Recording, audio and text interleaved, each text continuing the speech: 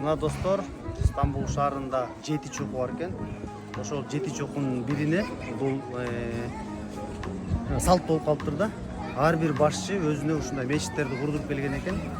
Бул мечит болсо эң бийик чокулардын биринде азыркы Турциянын президенти Режеп Тайып Эрдоган ушул мечитти курган экен. Ичи аябай чоң экен. Биздин борбор шаарыбызда, Бишкек шаарында дагы ушул мечиттин